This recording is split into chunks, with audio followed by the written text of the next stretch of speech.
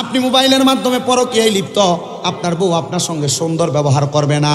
আপনি আপনার পার্শ্ববর্তী ঘরের ভাবিদের সাথে সুন্দর ইটিস ফিটিস কথা বলতেছেন, আপনার বউ আপনার সাথে ভালো ব্যবহার করবে না। এই ব্যাপারে বড় সাবধান, বড় সাবধান, বড় সাবধান, বড় সাবধান। গত পরশু দিনও আমাকে একটা ছেলে কুমিল্লার চান্দিনার আমারে কল দিছে, হুজুর আপনি আমাদের এলাকায় মাহফিল করছেন, আমি বিদেশে আছি হুজুর, আমি বিয়ে কইরা আসার আগে আমার একটা সন্তান দুনিয়াতে জন্ম নিয়েছিল, কিন্তু হুজুর বিদেশে আসছি, আমার সন্তান এবং স্ত্রীর জন্য আমি কষ্ট করি হুজুর, আমার বউটা আমার বাচ্চাটাকে ফালাইয়া দিয়ে চলে গেছে হুজুর, বউয়ের জন্য কান্দি না, বিয়া করলে আমার বউ হবে কিন্তু আমার সন্তানের কি হবে, আমার বউকে একটাবার এটা চিন্তা করলো না। বৈবাহিক জীবনে যদি কোনো মাইয়া খারাপ হইয়া যায়, ও মাইয়াটার কারণে সংসারটা জাহান্নাম হইয়া যায়, কথা কন ঠিক কিনা? তবে মেয়েরা বৈবাহিক জীবনে খারাপ হওয়ার কারণ আছে কয়েকটা। 1 নাম্বার মেয়েদের মা, 2 নাম্বার যে মেয়ে বিয়ে বৈশা যে জামাইয়ের কাছে আসছে ওই জামাই জিনা ব্যভিচার, 3 নাম্বার ওই মেয়েটার সঙ্গে শ্বশুর শাশুড়ির খারাপ ব্যবহার। এবার বলেন বিয়ে করে আসার পরে একটা মেয়ে খারাপ হওয়ার কারণ কয়টা? তিনটা কয়টা? 1 নাম্বার মাইয়ার মা, 2 নাম্বার জামাই যদি জিনা করে পরকিয়া করে, 3 নাম্বার ওই মাইয়ার শ্বশুর শাশুড়ি। বুঝতেছেন কিভাবে? আপনারা বুঝেন, তবু বলি, মাইয়ার মা যদি মাইয়াকে কান পরা দেয়, কোনো কুবুদ্ধি দেয়, ওই মাইয়া মার কথা মোতাবেক জামাইকে আন্ডারে রাখার জন্য বিভিন্ন রকমের বিশৃঙ্খলা তৈরি করে, তখন ওই মাইয়াটার সংসারটা খারাপ হয়ে যায়। আবার অনেক ভালা মাইয়া কোনো ঘরের মধ্যে আইসা ওই ঘরটারে খারাপ তখন বানায় যখন মাইয়া দেখে তার স্বামী অন্য কোনো মহিলার সাথে সম্পৃক্ত, অন্য কোনো মহিলার সঙ্গে কথা বলে, অন্য কোনো মহিলার সঙ্গে পরকিয়া করে। আমরা শুধু মহিলাদেরকে দোষ দিলে হবে না, মাঝে মাঝে নিজের দোষও তালাশ করা লাগবে। এই কথা বলেন না কেন? আপনি কেমন বেড়া, আপনি আপনার বউয়ের সামনে আপনার বাবির ফাঁকের প্রশংসা করেন, আরে নিজের বউয়ের তরকারিতে লবণ বেশি হইল বাবিরটারে খারাপ পেয়ে নিজেরটারে ভালা কইবেন, তখন দেখবেন বউ পরের বার তরকারি রানতে হিসাব করে রানবো। কথা কন না কেন? আপনি জামাই বদ কাজ করবেন, আপনার বউ ভালো থাকবে, এটা হইতেই পারে না। আপনি মোবাইলের মাধ্যমে পরকীয়ায় লিপ্ত, আপনার বউ আপনার সঙ্গে সুন্দর ব্যবহার করবে না। আপনি আপনার পার্শ্ববর্তী ঘরের ভাবিদের সাথে সুন্দর ইটিস ফিটিস কথা বলতেছেন, আপনার বউ আপনার সাথে ভালো ব্যবহার করবে না। এই ব্যাপারে বড় সাবধান, বড় সাবধান, বড় সাবধান, বড় সাবধান। গত পরশু দিনও আমাকে একটা ছেলে কুমিল্লার চান্দিনার আমারে কল দিছে, হুজুর আপনি আমাদের এলাকায় মাহফিল করছেন, আমি বিদেশে আছি হুজুর, আমি বিয়ে কইরা আসার আগে আমার একটা সন্তান দুনিয়াতে জন্ম নিয়েছিল, কিন্তু হুজুর বিদেশে আসছি, আমার সন্তান এবং স্ত্রীর জন্য আমি কষ্ট করি হুজুর, আমার বউটা আমার বাচ্চাটাকে ফালাইয়া দিয়ে চলে গেছে হুজুর, বউয়ের জন্য কান্দি না, বিয়া করলে আমার বউ হবে কিন্তু আমার সন্তানের কি হবে, আমার বউকে একটাবার এটা চিন্তা করলো না। আমি বলবো বাবা, এটার কারণ অন্য কোনো কিছু না। তুমি যদি তোমার জীবনটাকে সুন্দর করে তোমার স্ত্রীর সঙ্গে সাজাইতে চাও, যদি তোমার কোনো অবৈধ সম্পর্ক অথবা তোমার যদি কোনো খারাপ সম্পর্ক থাকে অথবা চলাফেরার মধ্যে কোনো ডিস্টার্ব থাকে, তুমি এটা পরিবর্তন করো। অনেক মহিলারা স্বামী সিগারেট খাওয়ার কারণে সংসারে অশান্তি তৈরি করে। এ আব্বা, সিগারেট খাওয়ানোর মোহের মধ্যে গুয়ের গন্ধ চাইতে বেশি দুর্গন্ধ কয়, এটা আপনারা জানেন কিনা জানি না, আমার এটা নিজের পরীক্ষা করা হয়ে গেছে। আমি একবার মাহফিলে যাওয়ার সময় ওই হবিগঞ্জের বাহুবল এক বেটারে তুলছিলাম, বেটা ক্যামেরা করে, তবে আলহামদুলিল্লাহ আমার এনে ক্যামেরাম্যান আমার মনে হয় না যে একটু সিগারেট খাবি না আছে। দেখে এক বেটা আছে কামেল ভাস সবাই কো, একটা প্রাইমারি স্কুলের শিক্ষক, এদের হুজুর যেটা কামেল ফাঁস, কিন্তু আইয়া পরে মাহফিলে আই আর কি মহাব্বত করে আলেমরারে ভিডিও করবার লাগে। আরেকটা তো সাংবাদিক বেটা কো, কাকা কো আছে, এনে আছে মোটামুটি ইসমাইল। এবার আরেকটা আছে আমার লগে তৌকির, আল্লাহ রহমতুল্লাহ, হাতে বিশ্ব আনার কারিগর, দুনিয়ার জমিনের বহুত কিছুতে বাদ দিছে, কিন্তু আলহামদুলিল্লাহ তারা পরিবারের যে কোনো একজন আমার কাছে কইছে, হুজুর আপনার ওয়াজে কেউ হেদায়েত অকার না উঠতে হয়েছে, একটা সিগারেটও খায় না এখন আলহামদুলিল্লাহ। কি দোয়া করেন না কেন? আলহামদুলিল্লাহ কোন জোরে?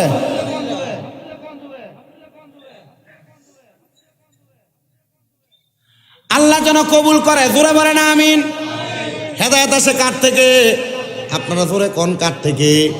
আমি একটা কথা চিন্তা করি, সিগারেট কুট্টির মাহফিলে যাওয়ার সময় বেটারে গাড়িতে উঠাইছিলাম, আমি আমার ড্রাইভারের সন্দেহ করতেছি, ড্রাইভারে কইলাম রে এই অনকালা যেটা আছে এটা না, আবার অনকালারটা ঠিক আছে। আমি এবারে কইলাম আপনি সিগারেট খাইছেন, গাড়ি দুইটা আমি খুব চেতাচ্ছি, এই ওরা গাড়িতে সিগারেট খেয়ে উঠছস, দুর্গন্ধ হয়ে গেছে গাড়িটা, গুয়ের গন্ধ চাইতে খারাপ। আমার লোক একটি কসম টসম কাটতে লেগেছে, হুজুর আল্লাহর দয়া আমরা খাইছি না। তারপর আমি বুঝছি নতুন তো একজন আছে, কাকা আপনি কি সিগারেট খাইছেন?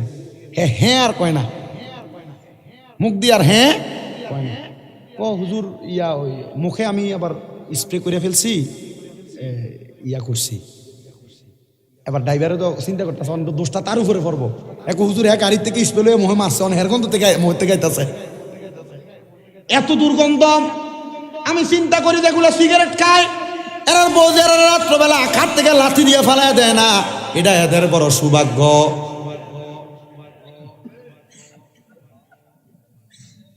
সৌভাগ্য তো ওই যে নবীজি জান্নাতীদের বর্ণনা দিছে, সাহাবায়ে কেরাম কই ইয়া রাসূলুল্লাহ জাহান্নামীদের বর্ণনা দেন না, জাহান্নামীদের বর্ণনা। নবী আমার কয় কিয়ামতের আগে এমন অনেক মানুষ দেখবা যাদের মুখের ভিতরে আগুন। এবার সিদ্ধান্ত আপনার আর আপনারাই কোন কার আর মুখের ভিতরে আগুন দেয়, যেটি সিগারেট খাইডির মুখের ভিতরে আগুন দেয়।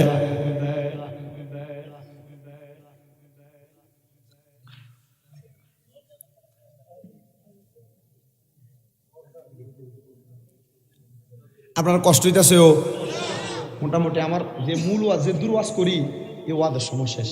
অন যা করবো বোনাস 18 মিনিট বোনাস চলতেছে।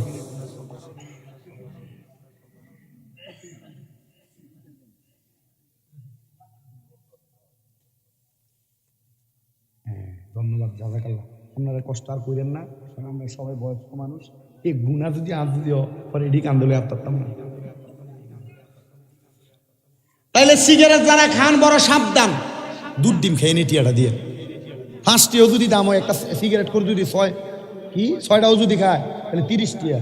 মাশাআল্লাহ, 1 পা দুধ আর ডিম খাওয়ানো টি হয়েছে না কথা কি 20 টিয়া আবার কি সিগারেট। আমি লাস্ট 3 টিয়া জানতাম স্টার সিগারেট, কিটা বুঝছি শেষ। বাংলাদেশের এক হাদি সাহেব ধরা গেছে আমরা হজে যাওয়ানোর সময়। এই হাদি সাহেবের ব্যাগের ভিতরে জর্দার ডিব্বা বড় বড় আর সিগারেটের আর বিড়ির প্যাকেট।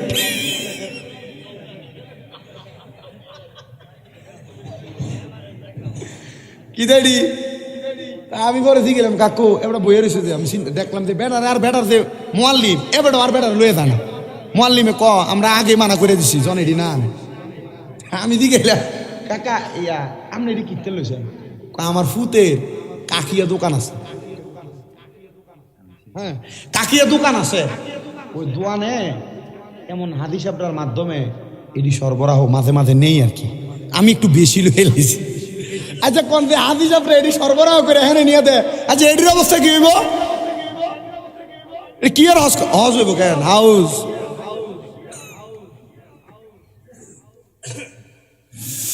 আল্লাহ তাআলা আমাদেরকে বোঝার তৌফিক দান করে, জোরে বলেন আমিন। তাহলে একটা সংসারে মেয়েরা যদি অশান্তির কারণ হয় কয় কারণে? 1 নাম্বার মেয়ের মা, বললাম আপনাদেরকে। 2 নাম্বার মেয়ের জামাই। আপনার বউ যে সংসারে অশান্তি করতেছে, এই অশান্তির কোনো কারণের মধ্যে আপনি জামাই পড়েন কিনা আপনি আগে দেখবেন, সিগারেট খান কিনা দেখবেন, অন্য কোনো মহিলার সঙ্গে অবৈধ সম্পর্ক আছে কিনা দেখবেন, আপনার সংসার চালানোর দিক দিয়ে কোনো অবহেলা আছে কিনা দেখবেন। যদি এমন কোনো অবহেলা থাকে মনে করবেন আপনি এটার জন্য দায়ী। আর 3 নাম্বার কারণ হইল কোনো মেয়েদেরকে যদি তার শ্বশুর শাশুড়ি মাইয়ার নজরে না দেখে তখন অশান্তি তৈরি হয়। কথা বুঝছেন? আপনি আপনার বাড়িতে একটা মেয়ে বিয়ে করে আনছেন, আপনি চান আপনার মেয়েটা তার শ্বশুর বাড়িতে যাইয়া ভালো থাকুক, শান্তিতে থাকুক, কাজ কম করুক, কিন্তু ফুতের বোর্ডারে আপনি রং ফিরা বদুল্লার মতো খাটান। কি আজব নিয়ম! এজন্য পৃথিবীতে যখন হত্যাকাণ্ড হয়েছিল এটার কারণ ছিল মেয়েরা। কারণ ছিল কারা? মেয়েদেরকে আমি অবহেলা করছি না, মেয়েরা সম্মানিত, ইসলাম তাদেরকে যথেষ্ট মর্যাদা দিছে। বলে হুজুর কেমনে হত্যাকাণ্ডটা হয়েছে একটু বলেন না। আল্লাহ তাআলা পৃথিবীতে যখন হযরত আদম আলাইহিস সালাতু ওয়াস সালামরে পাঠাইছে, আদম আলাইহিস সালাতু ওয়াস সালাম এবং মা হাওয়া আলাইহিস সালাতু ওয়াস সালাম যখন দুনিয়াতে মিলিত হয়েছেন, আল্লাহ তাআলা মানব জাতিকে বৃদ্ধি করার জন্য আদম নবীর স্ত্রী আমাদের মা হযরত হাওয়া আলাইহিস সালাতু ওয়াস সালামের গর্ভ থেকে যখন সন্তান জন্ম দেয়াইতেন, জোড়ায় জোড়ায় যমজ সন্তান জন্ম দেয়াইতেন। সুবহানাল্লাহ কোন। তো যদি কারোর যমজ সন্তান হয়, আদম নবীর সুন্নাত মা হাওয়ার সুন্নাত আদায় হবে। মারহাবা পড়েন।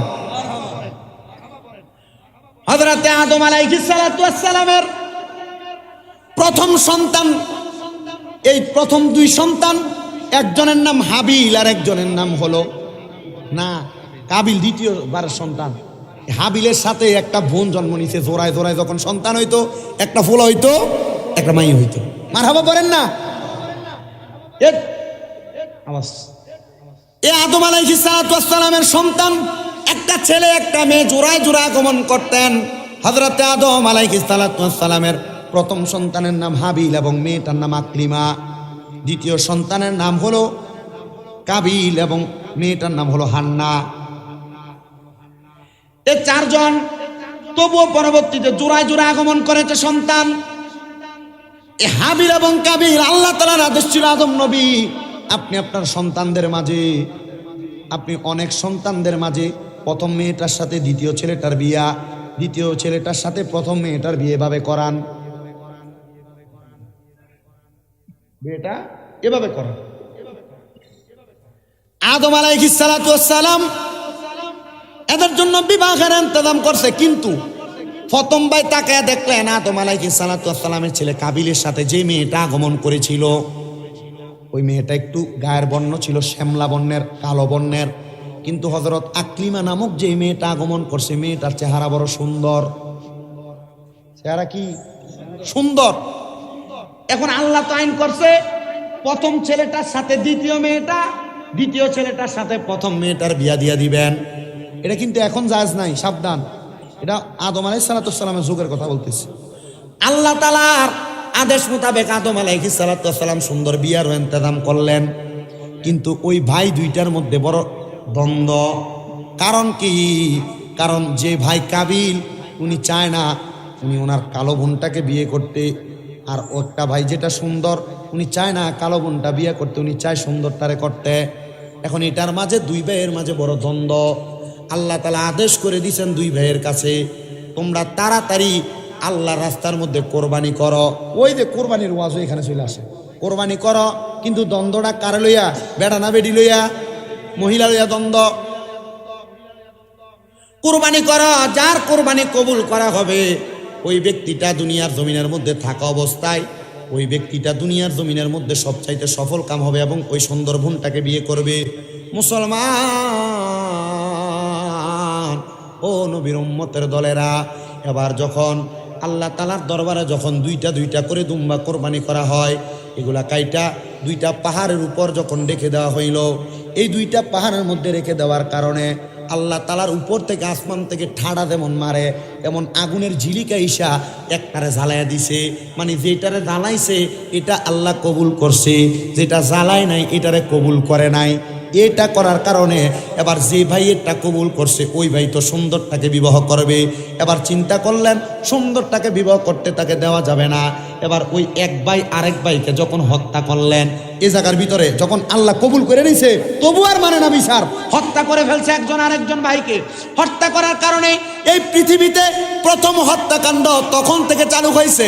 ওই হত্যাকাণ্ডের পরে এরা দুনিয়ার জমিনের মধ্যে যে মানুষ আপনারা মারি দেন, ওইখান থেকে কিন্তু জারি হয়েছে এই হত্যাকাণ্ড। পৃথিবীতে রক্ত হানাহানির কারণে বড় খারাপ অবস্থা থাকার কারণে তখন এক ভাইয়ের লাশটা পড়ে থাকছে, আল্লাহ তাআলা কুদরতিভাবে কাক নাজিল করছে আসমান থেকে। কাক, ওই কাকটা নাজিল হইয়া, চিল পাখি নাজিল হইয়া তাদের পাও দ্বারা ঢাকনা দিয়া দিয়া একজন ভাইয়ের লাশটাকে দাফন করে ফেলাইছেন।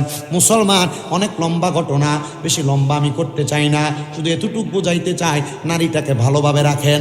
আপনার ঘরের বউ হোক, আপনার মা হোক, আপনার স্ত্রী হোক, আপনার বোন হোক, ঠিকভাবে রাখলে এটার থেকে আপনি ঠিক জিনিস আশা করবেন, খারাপভাবে রাখলে আপনি খারাপ জিনিস আশা করবেন। শুধু মহিলাদেরকে দোষ দিলে চলবে না। মা বোন ভালো, মা বোন ভালো, মা বোন ভালো। পুরুষদের জন্য আল্লাহ তাআলা মহিলাদের কাছে শান্তির জায়গা রেখেছেন। এত শান্তি আপনি দুনিয়ার কোথায় গেলে পাবেন না। আপনি আপনার স্ত্রীর কাছে যে প্রশান্তি অনুভব করবেন, তবুও আপনি এ প্রশান্তি অনুভব করার পরে আবার পরের দিন সকালবেলা বেরিয়ে ঘুমমুর করে খিচ্ছালাম। কি আল্লাহ তাআলা জান্নাতের মজা, জান্নাতের স্বাদ আপনার স্ত্রীর মাঝে আপনার দিয়ে দিছে, অস্বীকার করতে পারবেন? আমি বুঝি না, সামান্য বিষয় নিয়ে কে সময় কেমন ঘুরুম করে খিচ্ছালা।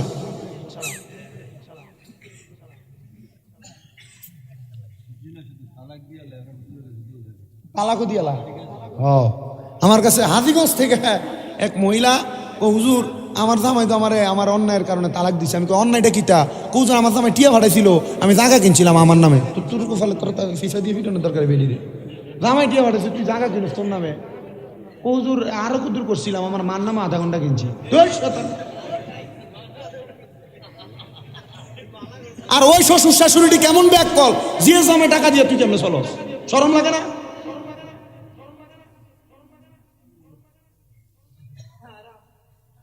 হারাম না, আরামি, কিন্তু এটা করে না কেমনে?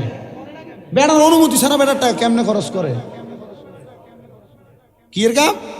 একবারে ফাক্কা সোয়াব ভান্ডারি। অনেক সংসার নষ্ট হয়েছে মেয়ের জামাই প্রবাসে থাকার কারণে, তাদের টাকা পয়সা, তাদের স্বামী নষ্ট করা, তাদের স্ত্রী নষ্ট করার কারণে। আমারে মাঝে মাঝে অনেক প্রবাসী ভাইরা বিদেশ থেকে ফোন করে বিচার দেয়, মাঝে মাঝে অনেক প্রবাসী ভাইরা কয় হুজুর বেরিয়েতের হেদায়েতের লেগে ওয়াজ কইরেন। আমি বলবো, হে পর্দার অন্তরালের মা বোনেরা, আপনার স্বামী বিদেশের বাড়িতে কষ্ট কইরা মাথার গাম পায়ে ফালাইয়া টাকা ইনকাম করে, আপনি আপনার প্রবাসী স্বামীর টাকা দিয়ে নষ্ট করেন। আপনার জামাইয়ের টাকা দিয়ে আপনি আপনার বাইরে আপনি মোবাইল ফোন কিনা দেন, আপনার জামাইয়ের টাকা দিয়া মারে বইনে ডাক্তার দেখান, আপনার জামাইয়ের টাকা দিয়া আনন্দ আয়েশ কইরা বেড়ান, মাইনছেরও খাবান। না না না, আল্লাহর কসম, আমি যখন সৌদি আরবে গেলাম হজ করার জন্য, ওইখান থেকে আমি যখন গেলাম বদরের প্রান্তরে, আমার একজন দোস্তর সাথে দেখা হয়েছে, তার নাম আলিয়াসগর। আমরা ভালো কইরা সুন্দর করে খাওয়াইছে। এরপরে আমি আসার পরে রাস্তায় দেখছি বাংলাদেশি 5 জন প্রবাসী, মুরাদনগরে বাড়ি, তারা রাস্তার পাশে কাগজ বিছিয়া বিছিয়া ভাত খাইতেছে রাস্তার পাশে। ওই প্রবাসীদের টাকা যদি কেউ মাইরা খায়, ওই প্রবাসীদের টাকা যদি কেউ জুলুম করে খায়, আল্লাহর কসম প্রবাসীদের টাকা মাইরা খাওয়ার কারণে আপনি আল্লাহর কাছে জবাব দিতে পারবেন না। কারণ প্রবাসীরা নিজের রক্তরে পানি বানাইয়া টাকা কামাই করে। শুধু প্রবাসী না, বাংলাদেশের কোনো মানুষের টাকা আপনি হাওলাত নিয়ে দিতেছেন না, বাংলাদেশের কোনো মানুষের টাকা জুলুম করে খাইতেছেন, অন্যায়ভাবে খাইতেছেন। এটার জন্য আল্লাহর কাছে জবাব দেওয়া লাগবে কি লাগবে না? এজন্য সাবধান, মানুষের টাকা মাইরা খাইতে বড় সাবধান, মানুষের টাকা নষ্ট করতে সাবধান। প্রবাসীদের স্ত্রী যারা শুনতেছো, তোমাদের পায়ের মধ্যে হাত দিয়ে বলি, ও প্রবাসীর স্ত্রীরা, তোমার স্বামী বড় কষ্ট করে বিদেশ থেকে টাকা পাঠায়, তোমার স্বামীর টাকা বেহুদা জায়গার মধ্যে নষ্ট করো না। তোমার স্বামীর টাকা বাবার বাড়িতে 1-2 টাকা দিতেও বড় সাবধানতা অবলম্বন করে দিও। কারণ জামাই রক্ত পানি করে, মাথার গাম পায়ে ফালায়। এই জামাইয়ের টাকা যদি বাবার বাড়িতে পাচার করে দাও, বাইকে দিয়া দাও, বোনকে দিয়া দাও, এই টাকা দেওয়ার কারণে তোমার স্বামী যদিও না জানে, এটার জন্য তোমার স্বামীর কাছে কবরের মধ্যে তুমি জবাব দেওয়া লাগবে, জবাব দেওয়া লাগবে, জবাব দেওয়া লাগবে। অনেক প্রবাসীরা যেহেতু বিচার দেয়, ওদের উদ্দেশ্য ওয়াজটা করে দিলাম। তো যেই জায়গার মধ্যে ওয়াজ, আমি আপনাদেরকে বলবো, আপনারা দুনিয়াতে যা করেন আর না করেন, মহিলাদেরকে একটু ভালো নজরে তাকাইয়েন, বাজে নজরে তাকাইয়েন না। এদের উপর আপনি একটু সন্তুষ্ট থাকেন, কারণ আল্লাহ তাআলা জান্নাতের শান্তি আপনাকে আপনার স্ত্রীর কাছে দিছে। এবার আসেন ওই মাইয়াটার কথাটা শেষ করে দেই। মাইয়া তার আব্বারে ভালো জায়গায় দেখছে না খারাপ জায়গায়? বালা জায়গায় দেখছে। মাইয়া কয়, আব্বা, ও আমার মা, শোনো, তুমি যে তাহাজ্জুদ নামাজ পড়ছো, 5 ওয়াক্ত নামাজ পড়ার কারণে আল্লাহ তাআলা আমার সামনে পেছনে রহমতের ফেরেশতাটা নির্ধারণ করে দিছে। এ মা, তুমি আল্লাহ তাআলার কাছে দোয়া করবা, আল্লাহ তাআলা যেন আমি আব্বা জানলে জান্নাতের সুন্দর জায়গাগুলো দেখায়, জান্নাতের সুন্দর জায়গাগুলোতে রাখে।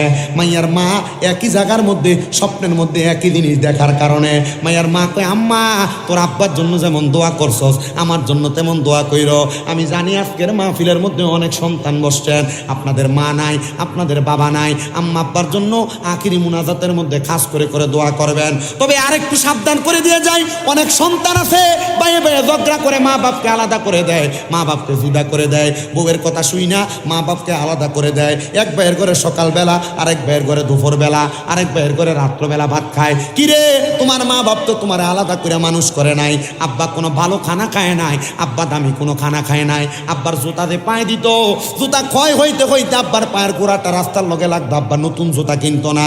সন্তান চিন্তা কইরা দেখো, ছোটবেলার কথা মনে কইরা দেখো, আব্বা তোমার নতুন জুতা কিনে দিত, ছোট ছোট পায়ে নতুন জুতা পায়ে দিয়া খাটের উপরে রাত্রবেলা দৌড়াদৌড়ি করতা।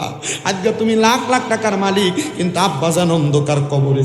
আব্বাজানরে 500-1000 টাকা দিয়ে এক জোড়া দামি ব্র্যান্ডের জুতা পরাইতে পারো না।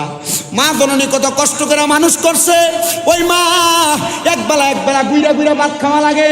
সাবধান সাবধান, এমন মা বাবার মনে কষ্ট দিস না রে সন্তান। আম্মাদানের কাপড়টা ছিঁড়া ছিল, আম্মাদান কাপড় সুই সুতা দিয়ে সেলাই করে পরছে, আম্মাদান কাপড় রাস্তার মধ্যে 5-10 টাকা বাইন্দা রাখছে, ওই টাকাটা তুমি সন্তানরে দিছে, তুমি সন্তানের টাকা স্কুল মাদ্রাসায় নিয়ে গেছো।